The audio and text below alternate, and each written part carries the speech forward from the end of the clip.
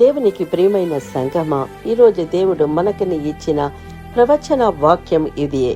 ఎఫెసీయులకు రాయబడిన 6వ అధ్యాయము 2-3 వాక్యాలు. నీకు మేలు కలుగునట్లు నీ తండ్రిని తల్లిని సన్మానింపుము, అప్పుడు నీవు భూమి మీద దీర్ఘాయుష్మంతుడవై ఉందువు. దేవునికి ప్రియమైన వారా, తల్లిదండ్రులను సన్మానించడం దేవుని ఆజ్ఞ మాత్రమే కాదు, అది దీవెనకు తలుపు. మన తల్లిదండ్రులను సంపూర్ణులై ఉండకపోయినా వారు మన జీవితంలో దేవుడు ఇచ్చిన మొదటి అధికారము, మొదటి సంరక్షకులు, మొదటి గురువులు. సన్మానించడం అంటే కేవలం మాటలతో గౌరవించడం కాదు, మన ప్రవర్తనలో, మన మాటలలో, మన వినయములో, మన సహాయంలో, మన కృతజ్ఞతలలో చూపించాలి. దేవుడు ఈ ఆజ్ఞకు ఒక ప్రత్యేకమైన వాగ్దానము కలిపారు. నీకు మేలులు కలుగును అంటే తల్లిదండ్రులను గౌరవించే జీవితం దేవుని దృష్టిలో ఆశీర్వాదమైన జీవితం. యేసుక్రీస్తు తల్లిని గౌరవించిన కుమారుడు.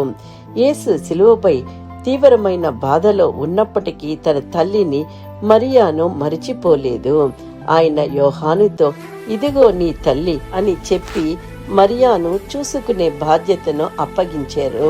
ఇది మనకు నేర్పేది ఏమిటంటే, పరిస్థితులు కష్టంగా ఉన్న తల్లిదండ్రుల పట్ల బాధ్యతను మరిచిపోవద్దు. రూతు అత్తను తల్లిగా గౌరవించిన స్త్రీ. రూతు తన అత్త నయోమిని వదిలిపెట్టలేదు. నీ ప్రజలు నా ప్రజలు, నీ దేవుడు నా దేవుడు అని చెప్పి ఆమెను గౌరవించి విశ్వాసంతో విధేయతతో చూసుకునేను. దేవుడు ఆమె జీవితాన్ని ఆశీర్వదించారు. తల్లిదండ్రులే కాదు, మనకు తల్లిదండ్రుల స్థానంలో ఉన్నవారిని కూడా గౌరవించాలి. సాలమోను తల్లి మాటను వినిన రాజు. సాలమోను రాజు అయినా తన తల్లి బెత్షెబా వచ్చినప్పుడు లేచి నిలబడి ఆమెను గౌరవించెను. రాజు స్థాయిలో ఉన్న తల్లి యందు వినయంగా ఉండడం గొప్ప. జ్ఞానం పెరిగిన వినయం తగ్గకూడదు. తిమోతి తల్లి అమ్మమ్మ విశ్వాసాన్ని స్వీకరించాడు.